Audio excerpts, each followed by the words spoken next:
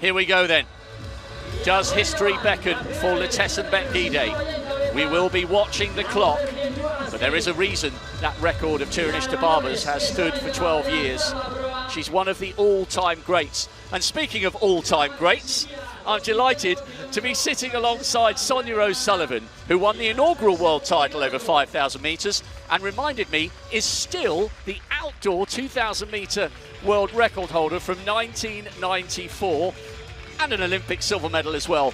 Sonia, a very good evening. We're really looking forward to this tonight, but it's a massive, massive task this for Gidey, isn't it? It really is. Absolutely. It's a really, really tough record. I mean, it's been there for 12 years. And, you know, when you break it down into the pace per lap, it doesn't seem too difficult. 69 second lap, 68, 67. But they do accumulate over time, and, you know, it takes a toll on the athlete to concentrate and to keep that pace up over 12 and a half laps of the track. But Gidey, she has a specific pace target here. She's obviously practiced this in training and feels that if she starts off a little bit slower, you know, it's the fine detail of 1 second slower for the first 3 laps and then gradually increasing 1 second for the next 3 laps and then again.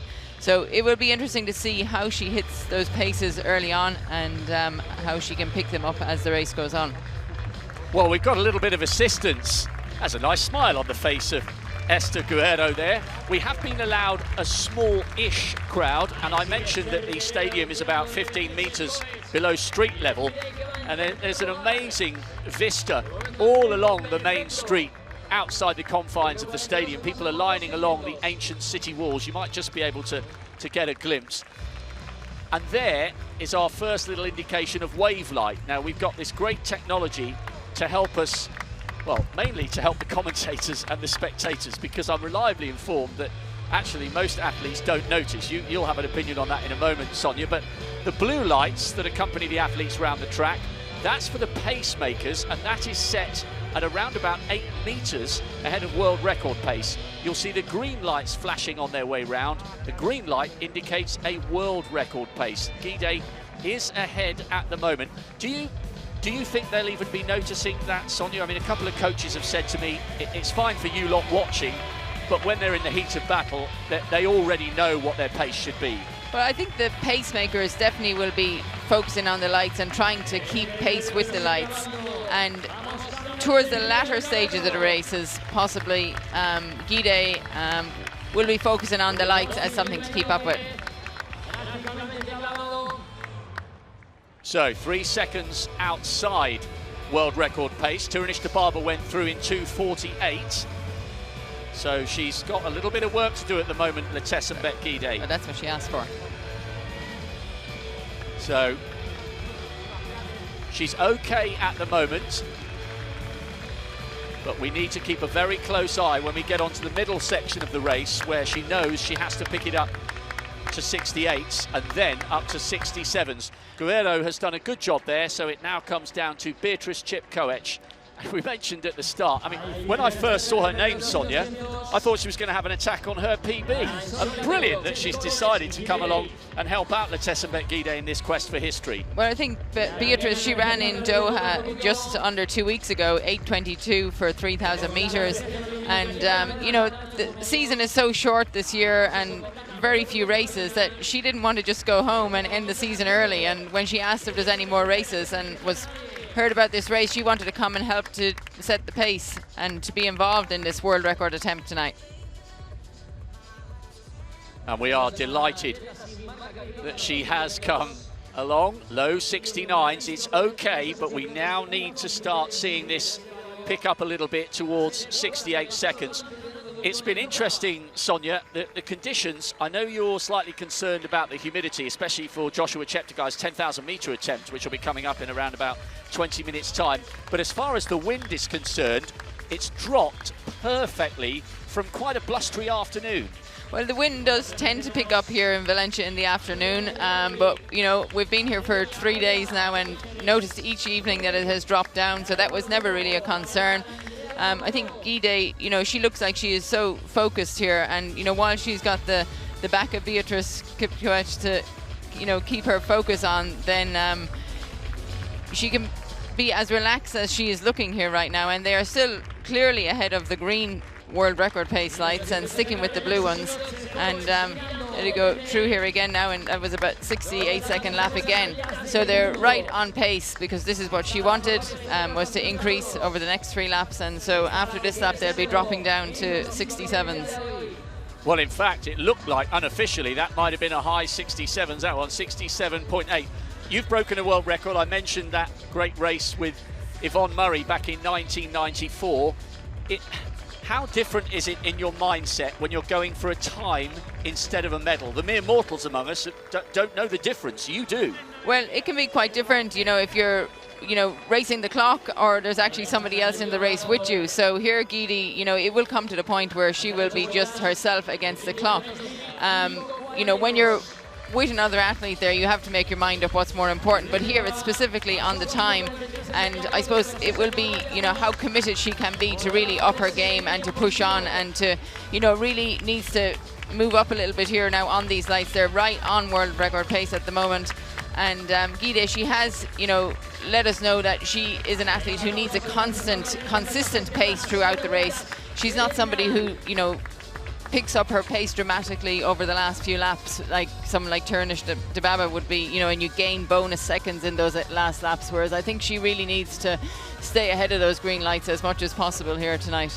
Yes, especially because when you bear in mind how Tierney Dibaba finished that world record 12 years ago, she ran the last kilometre in 2:42, the last 800 was 2:09, so you're absolutely right, Dibaba tended to finish with a flourish, and what a fantastic record it would be to take. I'm really excited by Guide, even if she doesn't do it tonight. When she won those 2 editions of the World Junior Cross, you knew then what a special athlete she was going to be, because that really takes some doing. You sometimes see athletes come through and win 1 World Junior, but to be around that young, early when you're 17, to win the first one, and then to get the second one when you're 19, you know you're dealing with somebody who's very capable, and injuries notwithstanding, someone who's going to be around for a long time. Well, the World Junior Cross Country is one of those races that you see the most fearless athletes out there. You know, they just attack the race, and it's a step into the unknown. To see athletes, you know, push on from that, and we just had another 68-second lap there now, so we're still maintaining good pace here. You know, so I think Guide, she's really making a name for herself now. She was second at the World Championships last year. She's been out-sprinted on a number of occasions by Sifan Hassan when she's trying to keep up with her, and you know, she really wants to focus on this race herself tonight, to do at her pace and not have to worry about somebody on her shoulder who, you know, it's not nice when you're leading when there's somebody right on your shoulder. So to have the opportunity here tonight to run this race her way and to attack the race in the way that she wants to do it. It's not easy when you're out there running by yourself, but now here she looks like she actually wants to go past Beatrice Kipkoech. Maybe she's slowing a little bit here, but we'll be coming up soon now to the 3,000 metre mark, which is a key time here, and she is well on pace here. I mean, this is going through the line there in 8:31.85, which is well and truly under the 8:32 that she has in her mind. And the thing is, this is with athletes, endurance athletes, they do the training, but you have numbers in your head that, you know, when you hit those targets, it gives you that extra bit of confidence going into the last few laps. And you know, there's 5 laps to go here now. Next time around we'll have a mile to go. It's still a long way to go, and she really has to focus here now. And this is a point where, you know, those lights, pacing wave lights, could become very, very important for her to have something to focus on if she can see them. I don't know, I've never actually run on a track with lights like that. If it's something that she can keep in her eyesight, you know, it's an interesting accessory, I suppose, to have at a track when you're trying to chase a time and you're running against the clock. Well, it's been brilliant so far. Beatrice Kipkoech has done a fantastic job taking her through 3,000 metres, but these laps now will really start to hurt. She's got a chance here, she really has.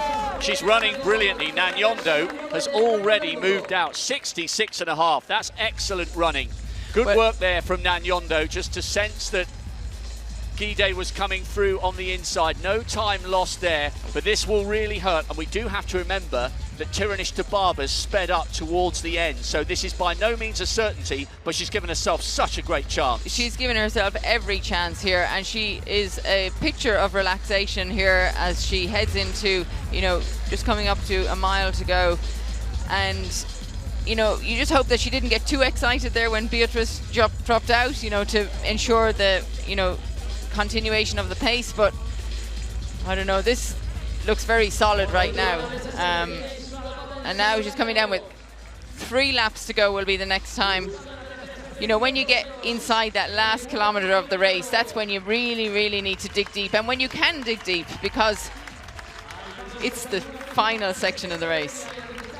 Letesenbet Gidey is 3 laps away from a place in history here in the Estadio del Turia. It's been such a superb team effort. The Dutch, figureheaded by Global Sports Communications, Jos Hermans, have been determined that this race be as accessible as possible for people to watch and as safe as possible for the athletes to come along. They've done a fantastic job, as have the Spanish local organising team, who are more used to laying on road races. Valencia well known for its marathons, half marathons and 10Ks. It's been a massive team effort from everybody involved. We've just gone through the 4K mark in 11:19, which is bang on target. This requires a 2 minutes and 50 seconds for the last kilometre, which is very, very achievable. She can do this, and if she does, it will be a just reward for so much effort from so many people. A few local athletes have been allowed in, but as you can tell, almost everybody wearing a mask. They're very hot on that here in Spain. You're not allowed without a mask unless you are exercising. Coming round now with 2 laps to go. Can she do it? It's the final 800 metres. This is going to take... Yeah, this is possible. It's not as fast as Dibaba ran for the last 800 metres, but she doesn't need to run that fast. She needs to keep pace with these lights. The wave lights are doing a good job. Gidey is doing a fantastic job to maintain pace with them, and I would love to know if she can actually see those lights and she's keeping up with them, because this is fantastic to watch, and it just shows us, you know, how she is keeping pace with this record. Her form has been maintained beautifully. She's a lovely flowing runner to watch. Now it's got to hurt. She's in uncharted territory here. She's the 9th fastest in history. We know all about her brilliant credentials in cross-country. She took a step up in class last year, taking the silver behind Sifan Hassan in the 10,000 metres.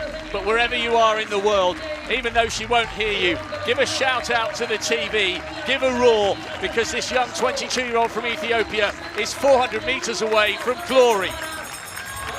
There's the bell.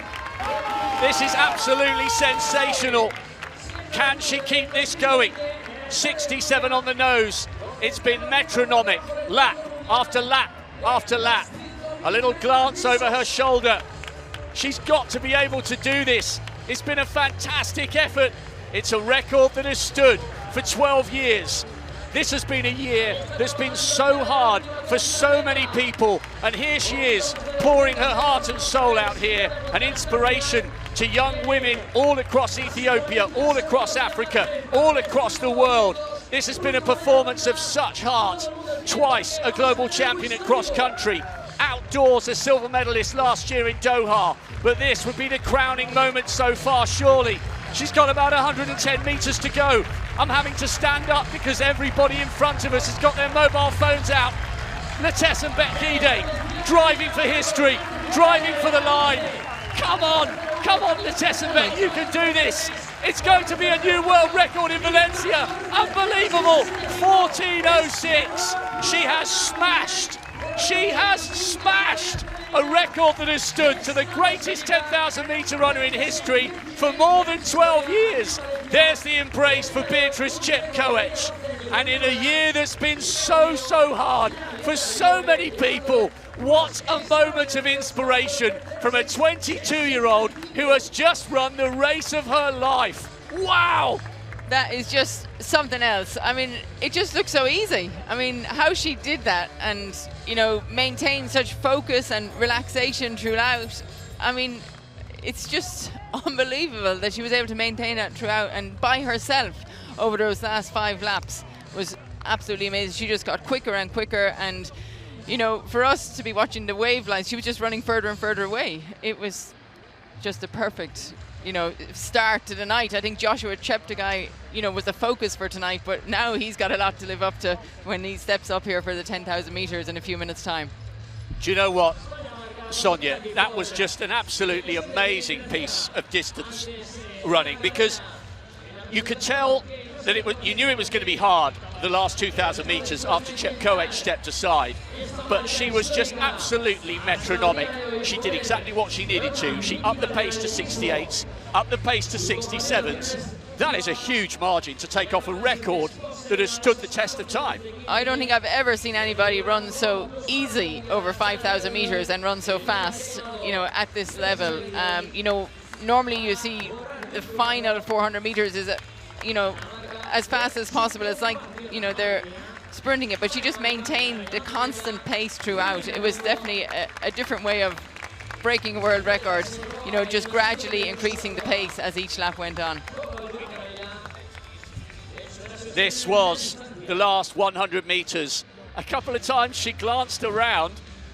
It was just spellbinding. What an absolute privilege, Sonia O'Sullivan, for both of us to be allowed here to witness that. It was just remarkable.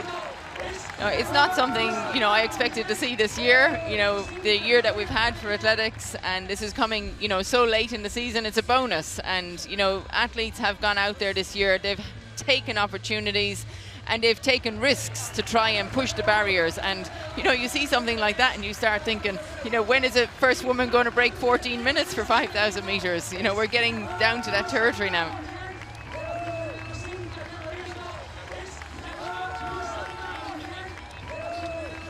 Absolutely incredible. The Estadio del Turia has produced a world record. And you're quite right, all our focus was on Joshua Cheptegei, especially the manner in which he took the 5,000 meter world record mid-August. We knew Gide had a chance, but that was such a tough mark to try and come here and tame at the end of, you know, such a disrupted season for everybody. You know, all these big training groups have been forced to work alone, but she's done it. We were apparently going to try and grab an interview with her, but we've got the men coming out for the 10,000 meters, so we might try and get hold of Letesenbet Gide towards the end of our coverage. Stay with us. We promised you an assault on 2 world records. Well, it's 100% so far. 1 down, 1 to go, and the next is going to be equally as enthralling, over double the distance, as Letesenbet Gide embarks on her lap of honour.